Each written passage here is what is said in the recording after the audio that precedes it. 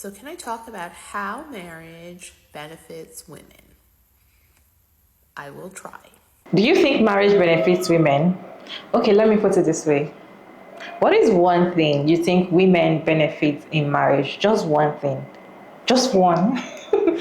Put it down in the comment section. Because I saw a video of this woman sharing the benefits of marriage for women. And I was interested because I know that marriage benefits women, maybe, but benefits men more. So when I saw a very long video, like 6 minutes of this woman talking about the benefits of marriage, how marriage can benefit a woman, I was very interested because I wanted to know. Anyways, let's go ahead and watch these videos together. And I'll share my thoughts at the end of the video. But then let me know your own benefits for marriage when it comes to women down in the comment section, respectfully. So can I talk about how marriage benefits women? I will try. Now, this is a tricky question because understand that the Institute of Marriage was never actually created for the benefit of women.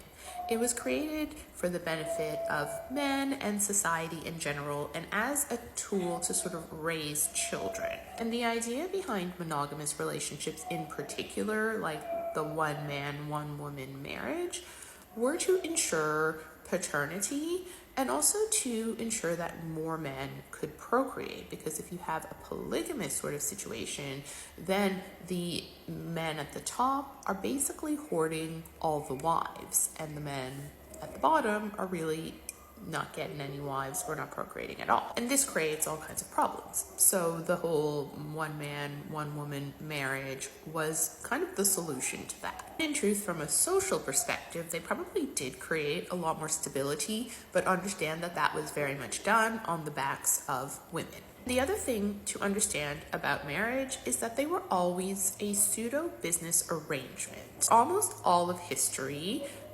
love, romance, feelings, these were not important factors when you're talking about marriage. It was rare for women to really be able to choose who they would marry.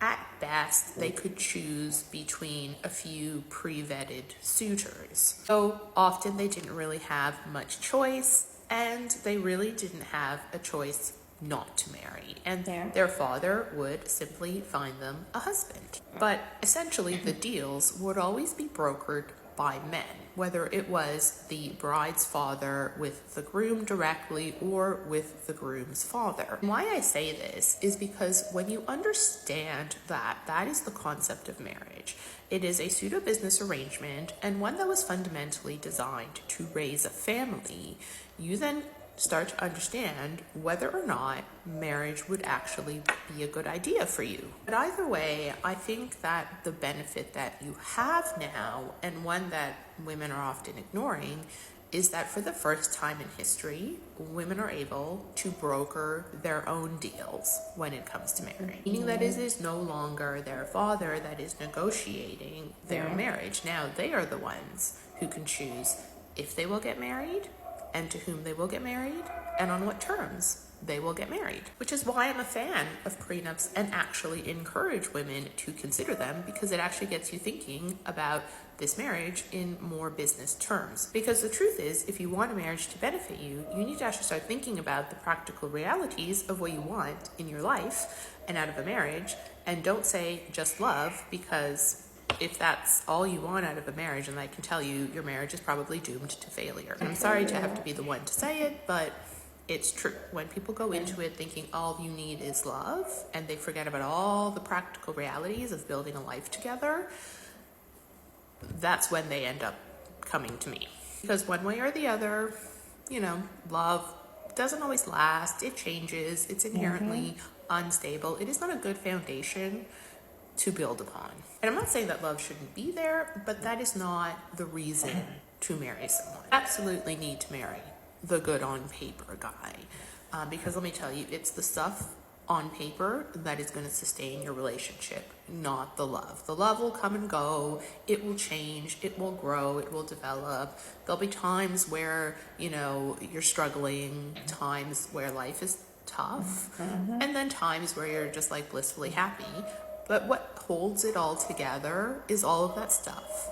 that's good on paper. And this is especially true if you want to have children, because having children puts you in a really vulnerable situation. You're putting your health, your body, your mind, your life on the line to bring this child into the world. And you need a partner who's got your back. You need a man who can provide, who can get stuff done, that you can rely on, who is responsible, not someone who's going to be just another child and another burden to you. Because the love and the chemistry, that will disappear really quickly when you have this useless lump sitting on your couch and you have to do everything for him. And he can't seem to figure out like how to press a button on the washing machine. That's not cute. Okay, but a lot of those guys, they can be super charming in the beginning, and that is almost a survival mechanism for them, because they know that that's the only card that they have to play to find a woman to look after them. So my best advice is to really stop leaning into your feelings when it comes to choosing a spouse, and actually thinking about the practical realities of what it is that you want in your life and whether or not this man can actually give you that life. Think of it more like a business partnership, and you will get a lot more out of it. Be shrewd, be practical, be smart. This is the only way that it will work for you. And if all you want is love and romance, then my suggestion would be don't get married. Just have lovers and enjoy your little romance and get rid of them when they start pissing you off. Because if all a man has to offer is love and nothing else, then maybe he can be a lover, but not necessarily a husband or a father. Because marriage is a serious business, so you have to start treating it that way if you want to get married. If that doesn't sound appealing to you, then maybe you should question whether or not marriage is right for you at all. Okay, before I play the second video from the same creator, let's talk about this first video a little bit. Talking of benefits of marriage, you can see that before you can actually get benefits from a marriage, you must think of it as a business transaction. Do you know why? If you look at it this way, this is what most men do. They always go in for benefits. And we women, I just say this, we women, we have a soft heart, a very kind heart, and we go in for love, we go in for companionship, we go in for affection. And at the end of the day, when you're inside the marriage, you realize that there's no companion, there's no affection, there's nothing, and then you start regretting, and the marriage would end in disaster. She said it as well, and I always say it in my videos, that if you go in not with the mindset of what can I benefit from this person, what can I gain from this person, going like you have a business transaction, you're going in because you want to benefit something, not just because you want to go in because I like this person or I don't. Because eventually when you're inside this thing, love might fade, the love might grow. It is one way or the other, and most of the time the love fades, because at the end of the day, when reality sets in, when the old love bombing has ended, the reality sets in, you realize who your partner is. Then you start seeing so many things that you've actually pushed behind, or the things that you were not actually paying attention to, or even the red flags that you were thinking, oh, I can manage. Then you eventually start saying that, oh, I cannot actually manage this red flag. How do I continue this relationship with this person if is this kind of person, right? Going in as a business mindset, taking it as like a business mindset is just the best for we women, okay? Because this is not a new thing for men. Men will not marry if they're not going to benefit anything from you. Yes. If they're benefiting one or two things from you, in fact, even if they don't love you, the fact that they're going to benefit something from you, they will marry you. The fact that they're still in that marriage, even if I don't love you, and they're still benefiting something from you, even if it's as long as just one thing, they will still stay with you in that marriage. So this is just something you have to do before you marry, not when you're already inside the marriage. Think of it as a business something, and maybe you will get your benefits. And I feel like that makes sense. Anyway, she continued the conversation. Let's listen to the video to the end, and I'll be back to share my thoughts at the end of the video. So the other day, I did a video discussing whether or not and how marriage could be beneficial to women. I got several comments from men saying that marriage was for the benefit of women because it would benefit men more to be promiscuous and to just sleep around with a lot of women. And while I get where they're coming from, I think it's important to unpack why that is not correct. First of all, if you look at hookup culture and casual relations, you already see men complaining about the fact that women are only interested in the top 10 or 20%. They talk about how all women want a man who's over 6 feet tall and constantly tell us about all the statistics on how that's such a small minority of men. Essentially, if you remove monogamy from society, then what happens is women will simply choose to only procreate with, let's say, men that they deem to be the best genetic prospects, and that's not the majority of men. And in fact, you see this happening in the animal kingdom with other mammals where there is no sort of monogamy happening amongst the male and the females. You get very few males for lots of females because the males will fight and kill each other for the ability to be able to procreate. So under that paradigm, most men would not procreate. Most men would not even survive, and even those that did procreate would not survive long before they were challenged by bigger, stronger men. So by implementing monogamy, yes, in some ways you could argue that men were asked not to go sleep around, although they would do that anyway, but then again, so did women. Let's put that aside.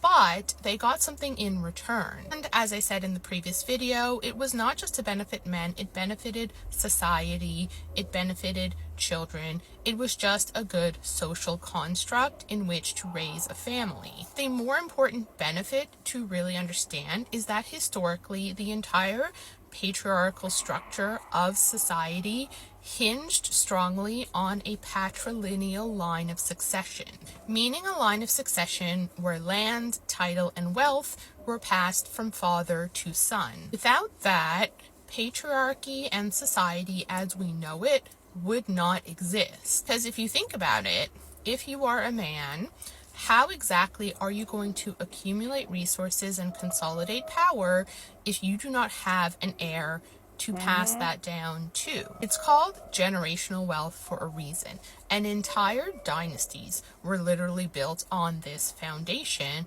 of a patrilineal line of succession, and it is why women were historically cut out of the line of succession through all kinds of different laws. It's a theme that you see play out in Jane Austen's books. It's a theme that we saw in Bridgerton. It's a theme that we saw in Downton Abbey. It's also a theme that we saw in Game of Thrones, and it was a very real concern. A king's power, for example, would always be tenuous if he did not have a clear heir. Historically, so many wars were fought because the line of succession was broken or challenged. And as a man, the only way that you can have this patrilineal line of succession is if you can control procreation and if you can ensure that the children are biologically yours. The only way to control procreation like that as a man was to control women, because otherwise women naturally control procreation, and there's never any question of the child being biologically hers, obviously modern medicine notwithstanding. So the institute of marriage was really fundamental in creating society as we know it today, and it was historically the only way that men could ensure a clear lineage. If you removed that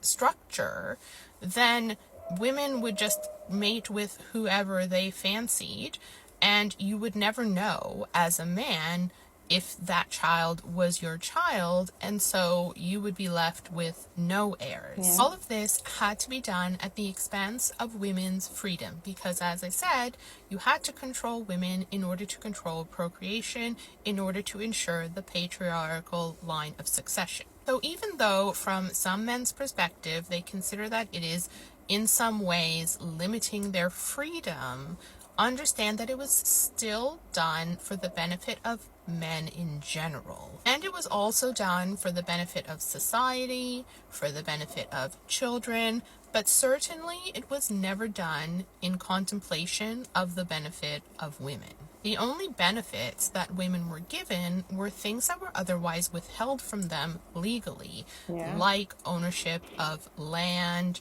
titles, wealth, etc. Because again, they were cut out of the line of succession legally in order to basically incentivize them to marry a man. I think while not all of this necessarily applies in modern day society, I still think it's important to understand as a woman when deciding whether or not it would really benefit you to get married, particularly if you're a woman who has no interest in having children. And the most important thing is that you have options, so exercise those options carefully.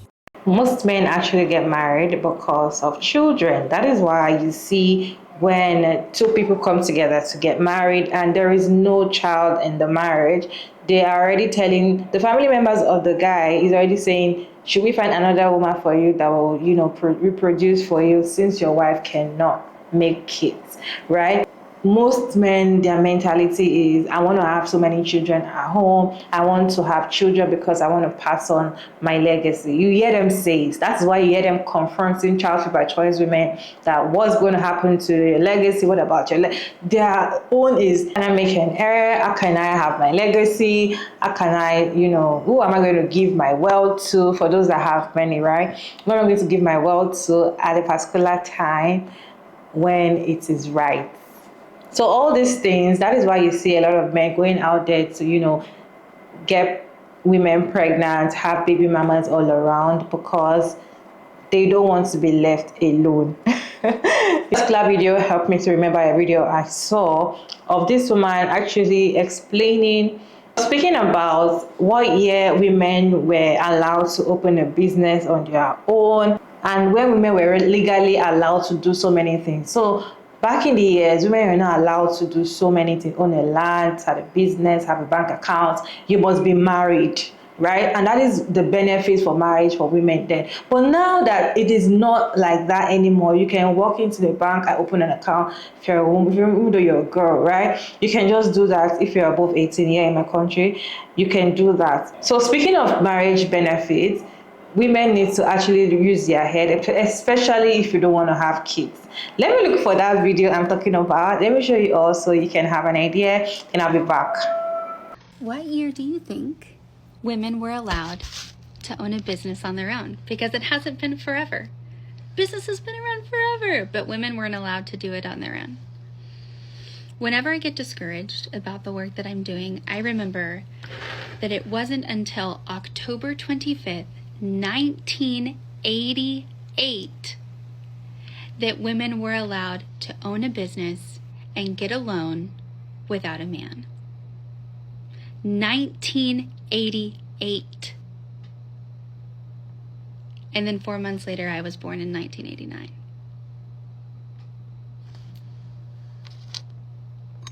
Happy Women's Equality Day. When I hear people say, oh, women just don't like to do this thing, or historically women haven't blah, blah, blah, or why are you making it such a big deal that women are doing this thing? I like to remind people that for a very long time, women were not legally allowed to do a lot of things. So here's a list of more women's first. This is not the first time a woman did it. It was the first time women were allowed to do something legally in the United States. And I'm going to give you the date when all 50 states got on board with this. Okay.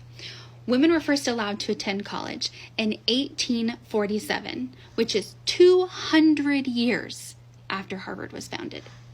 Women were first allowed to keep their own wages in 1900, but weren't allowed to have a bank account until 1974. Women gained the right to vote only in 1920. Women were allowed to serve in the military as regular or reserve status, official status, only in 1948, after World War II. Very important. Women first given the right to birth control in 1965, but that was only for married women. unmarried women did not gain that right until 1972, 7 years later. Women were first allowed to sit on federal juries in 1973. Women could own their own home in 1968, but you had to pay for it in cash because you weren't allowed to have your own bank account or get a loan in your own name without your husband's signature until 1974. Women were first allowed to own their own business without a signature of a man or a husband in 1988. Women were allowed to divorce their spouse, their husband, in no-fault divorce in 2010. And then I put this one in here because I thought it was really interesting. Women were allowed to breastfeed in public without the threat of public indecency charges, a Class B misdemeanor that can result in 180 days in jail for breastfeeding in 2018. So, the next time somebody wants to say that women just don't want to do these things, remind them that we are just now beginning to get to do the types of things that men have done for a very, very long time, and it is time for a change.